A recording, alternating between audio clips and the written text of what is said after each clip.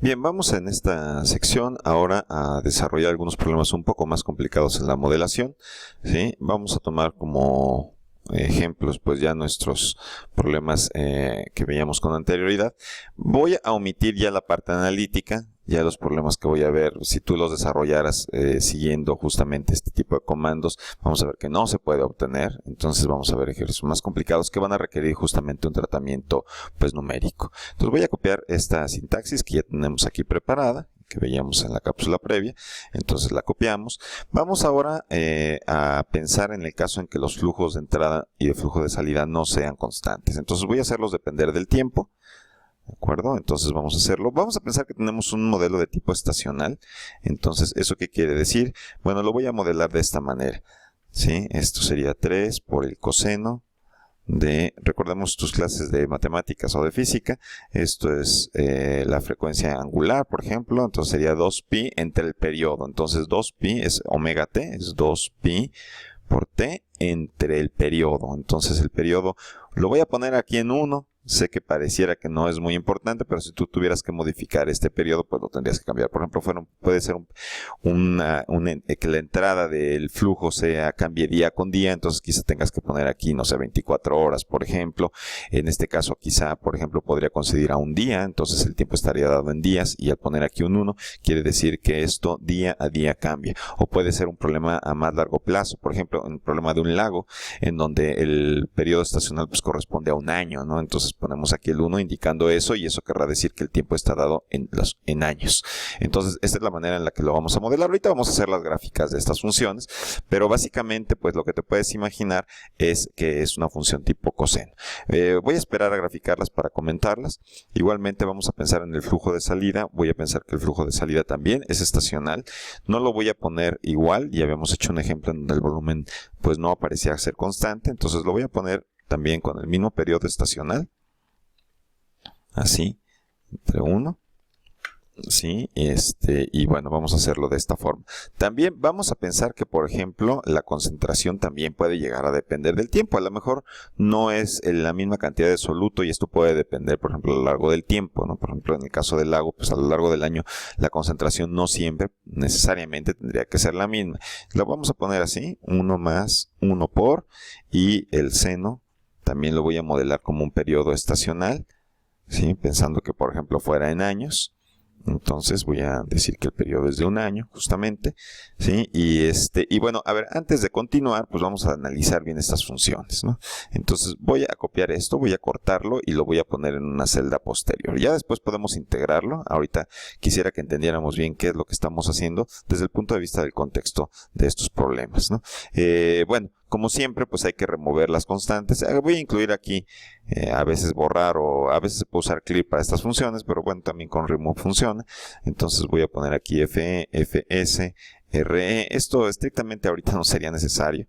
Realmente con ellas no vamos a tener problema. Es mucho más cuidado hacerlo con aquellas variables que están incluidas en la ecuación diferencial, ¿no? Como ya veíamos. Pero en caso de que tú las hubieras definido, pues las vamos a borrar en este momento, dado que previamente habíamos utilizado estas mismas letras, pero no como funciones, sino simplemente como variables para definir estas cantidades, mientras que ahora esto, perdón, aquí me falta, son funciones. Nota que estoy definiendo 3 funciones y tenían el mismo nombre que las variables previas, por eso las estoy borrando.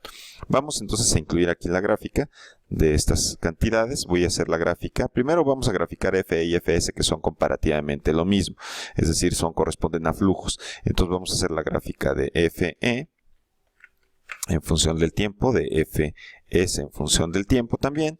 Entonces ve que hago una lista de 2 funciones para graficarlas de manera conjunta. Voy a graficar esto entre 0 y Tmax. ¿Sí? Siempre voy a ser consistente en ello, solamente voy a hacer las gráficas en el tiempo en el que estoy resolviendo. Aquí quizá no sea muy importante, de hecho pues tengo que definir entonces Tmax previamente, ¿sí?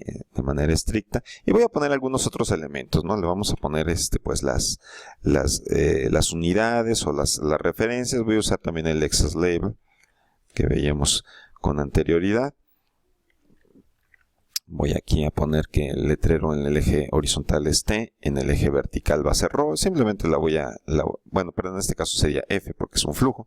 Entonces sería así, ¿sí? Y también le voy a poner algunos colores, ¿no? Entonces eso utilizo un comando que se llama plot style.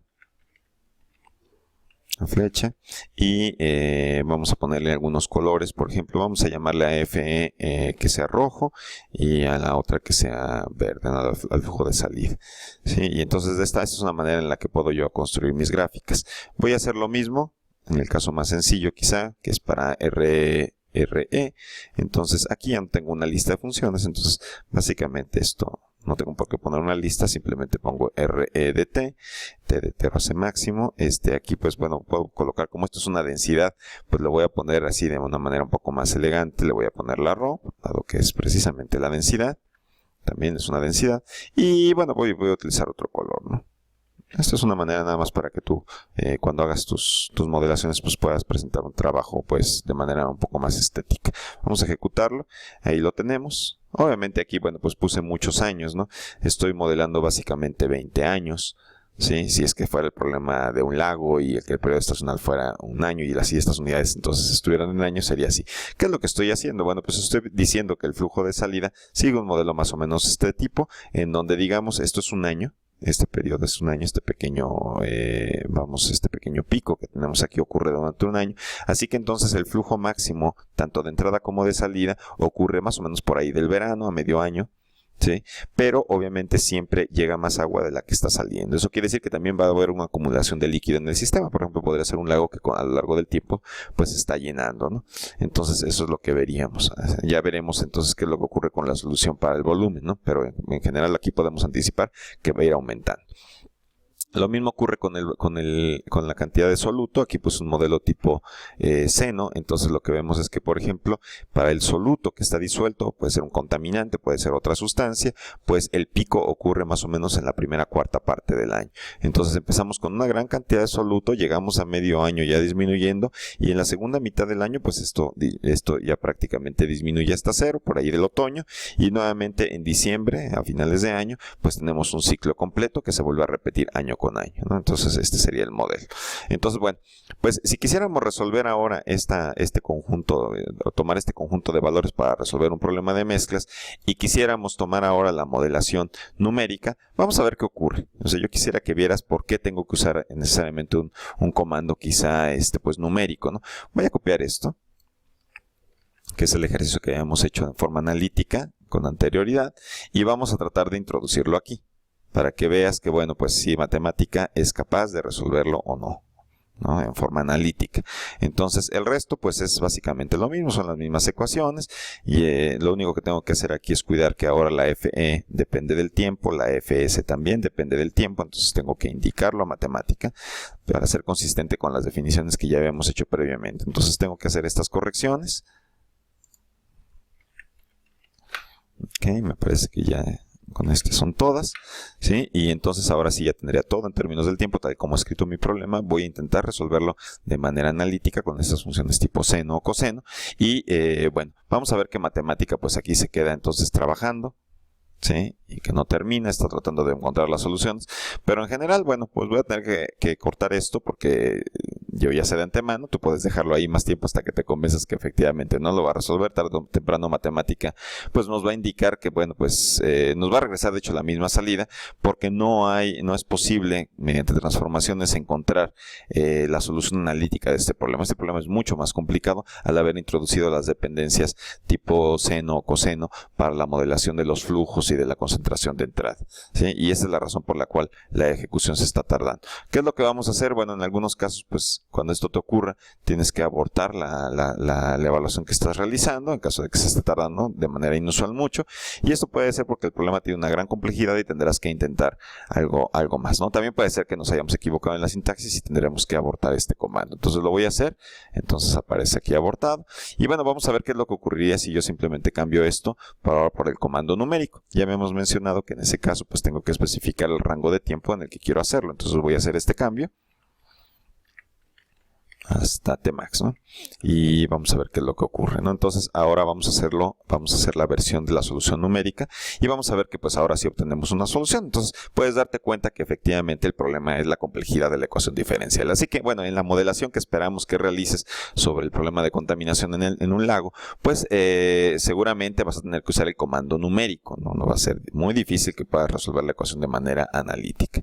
Aquí tenemos ya las soluciones, como lo habíamos visto, son dos funciones de interpolación, tanto para la densidad de la concentración del contaminante o del soluto y del volumen, ¿no? Entonces vemos las gráficas, aquí estaban ya las gráficas. ¿Qué es lo que pasa con la densidad del contaminante o del soluto? Bueno, pues entonces nuevamente pues empieza a aumentar. Vemos que hay estos pequeños saltos que tienen que ver justamente con los cambios del flujo, dado que ahora tienen un modelo senoidal o cosenoidal a lo largo del tiempo, ¿no? Tanto los flujos como la concentración de entrada.